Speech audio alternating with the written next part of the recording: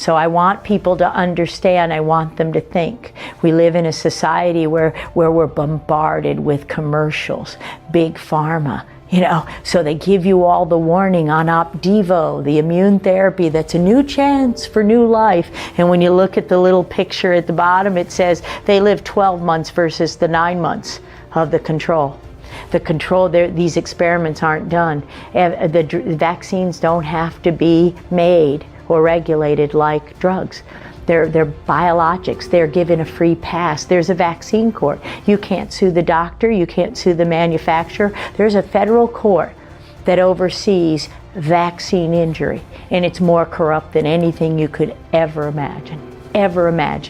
And so they do everything they can to keep the public from knowing that every single shot damages you, and you might not see the cancer for 2 decades. And that's the very first thing. If we lived a biblical life, but also a biblical life is render unto Caesar what is Caesar's. That's money. They could have all my money. They don't have any right to do anything to my body. They don't have any right to inject anything I don't want injected into my body.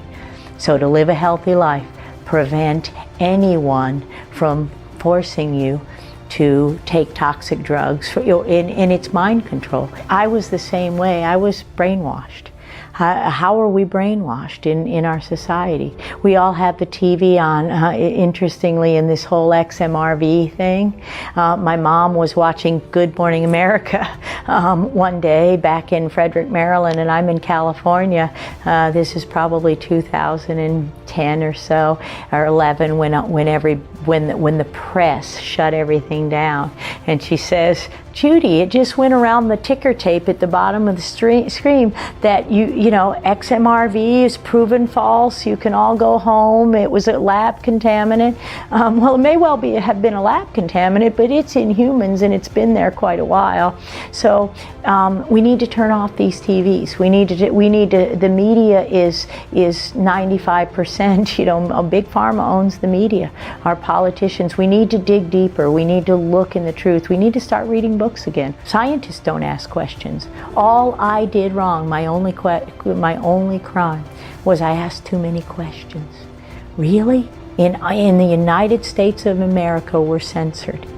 Everything's censored. So to look at things like natural news, to come to meetings like The Truth About Cancer, I was just floored today because, you know, today was the first time I was treated like a human being who had knowledge. Wonderful to be here today. My name is Judy Mikovits.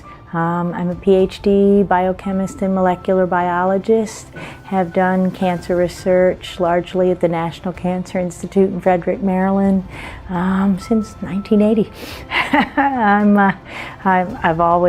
I started working as a natural products chemist and a protein chemist in fermentation chemistry, and my job was to make the first interferon alpha, the first immune therapy that actually went into people to cure cancer, when we discovered how powerful interferons were for the magic bullet against cancer. So the Time magazine in March 31st, 1980, when I was a senior in college at University of Virginia, was the big if. And there was a droplet, and it was interferon. And I said, that's what I'm going to do. So we first started working with the first human retroviruses. Those are retroviruses like HIV. So we were among the first people to begin recognizing that when the young men were getting sick with all of these opportunistic infections, it used to be called gay-related immune deficiency GRID, and we isolated the virus, HIV, and pretty well changed the world with our research. My PhD thesis actually shifted the paradigm. So at the time we thought that a type of T cell was the problem in the disease, and that was the T cell that was being killed, but it wasn't being killed by the virus. It was being killed by indirect mechanisms. We used to call it bystander effects, because my PhD thesis, in fact, was defended a week after Magic Johnson declared he was HIV positive. That was November 14, 1991. In 2009, We were working on autism and a disease called myalgic encephalomyelitis. And many of the families with the patients had different kinds of cancers, and there was a little cluster of lymphoma and leukemias in Incline Village, a cluster of ALS, which is Lou Gehrig's disease, a motor neuron disease, and this chronic fatigue syndrome. And it looked like a virus, it smelled like a virus, a retrovirus, because those are the kinds of viruses that disrupt the immune system. And several other investigators back in the 90s had actually isolated retroviruses from these people, but the government called them contaminants, that they weren't real and that they didn't have anything to do with the disease. Well, we isolated a new family of viruses that were called xenotropic murine leukemia virus related virus. So these viruses were murine leukemia viruses, mouse viruses. So these viruses were murine leukemia viruses, mouse viruses. And so spin forward 2 years, our paper published in one of the best scientific journals in the world in Science, October 8, 2009. Usually that makes one's career. In my case, it ended my life as a scientist as I knew it.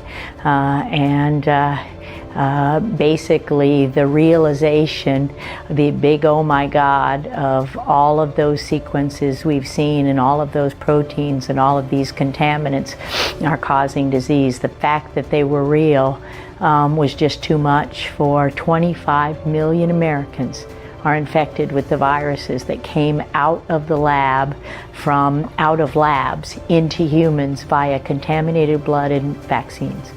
And that was so I was fired, jailed, without cause, without hearing, without any civil rights at all, just drug out of my house in shackles one day, November 18, 2011.